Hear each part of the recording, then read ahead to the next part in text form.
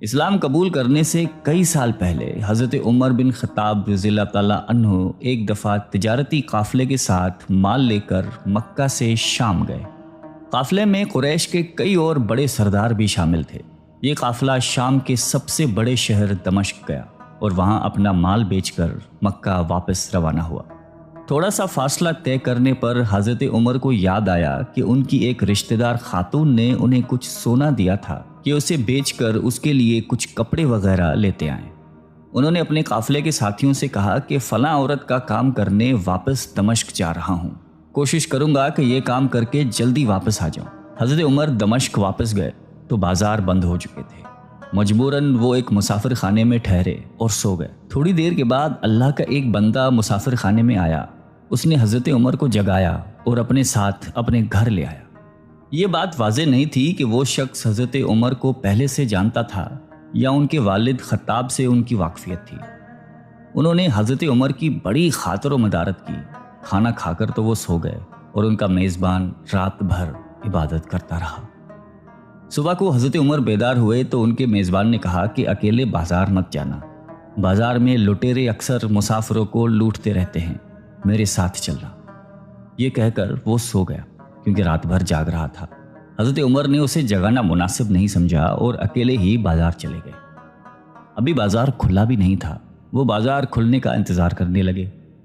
کچھ دیر کے بعد ایک عیسائی پادری اپنے نوکروں کے ساتھ آیا اور حضرت عمر کی طرف اشارہ کر کے اپنے نوکروں کو حکم دیا کہ اس شخص کو پکڑ لو، یہ گرجے کا کام بہت اچھی طرح سے کر لے گا۔ اس زمانے میں حضرت عمر بڑے تنومند پہلوان تھے۔ پادری کے نوکروں نے اس کو پکڑ لیا اور ایک پرانے گرجے میں لے گئے۔ پادری نے اس کو ایک ہتھوڑا دیا اور اس کو گرجے کی ایک دیوار توڑنے پر لگا دیا۔ ایسا معلوم ہوتا تھا کہ وہ اس جگہ پر ایک نیا گرجا بنوانا چاہتا تھا۔ حضرت عمر دن بھر کام کرتے رہے۔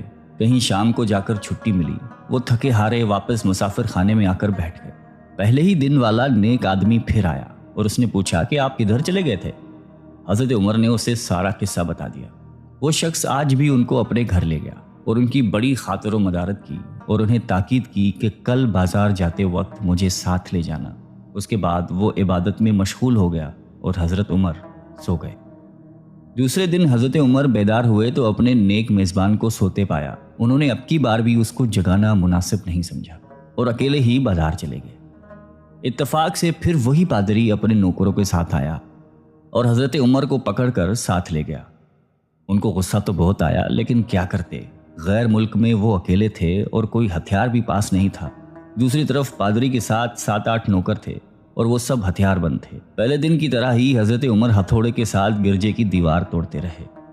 جب دھوپ تیز ہوئی تو پادری اور اس کے نوکر انہیں کام میں مشغول دیکھ کر چلے گئے اور حضرت عمر دیوار کے سائے میں دم لینے کے لیے بیٹھ گئے۔ اتنے میں وہ پادری گھوڑے پر سوار چپکے سے آیا اور حضرت عمر کے سر پہ ضرب لگائی اور کہا کہ ہم سب گھر گئے تو نے کام ہی چھوڑ دیا۔ اب حضرت عمر کو صبر کی تاب نہ رہی۔ انہوں نے ادھر ادھر نظر دوڑائی، ہر طرف سناٹا تھا۔ انہوں نے پادری کو گھوڑے سے کھینچ کر نیچے کر لیا اور اس کے سر پر ہتھوڑے مارنا شروع کر دیے۔ وہ بہت چیخا چلایا لیکن اس کی مدد کے لیے کوئی نہیں پہنچا۔ حضرت عمر نے ٹوٹی ہوئی دیوار کا ایک بھاری ٹکڑا اٹھا کر اس کے سر پہ دے مارا۔ وہ پہلے ہی زخمی تھا، اب اس نے دم دے دیا۔ اس کو مرتے دیکھ کر حضرت عمر تیزی سے بھاگ کھڑے ہوئے اور جس راستے سے دمشق آئے تھے وہ راستہ چھوڑ کر ایک دوسرے راستے پر چل پڑے۔ شہر سے کافی دور انہیں ایک خچر پر سوار رومی ملا جو روم سے تعلق رکھتا تھا۔ وہ ان کے ساتھ چلنے لگا۔ وہ کچھ باتیں کرنے لگا لیکن نہ حضرت عمر ان کی زبان سمجھتے تھے اور نہ وہ ان کی زبان سمجھتا تھا۔ اس نے یکایک اپنی تلوار پر ہاتھ ڈالا۔ حضرت عمر سمجھ گئے کہ وہ ان پر وار کرنا چاہتا ہے۔ انہوں نے فوراً ہی خچر سے اسے کھینچ لیا اور اس سے تلوار چھین کر ایک ہی وار میں اس کا کام تمام کر دیا۔ پھر آپ خچر پہ سوار ہو کر آگے چلے۔ اس کے بعد کیا ہوا اس کا حال خود حضرت عمر نے اس طرح بیان کیا ہے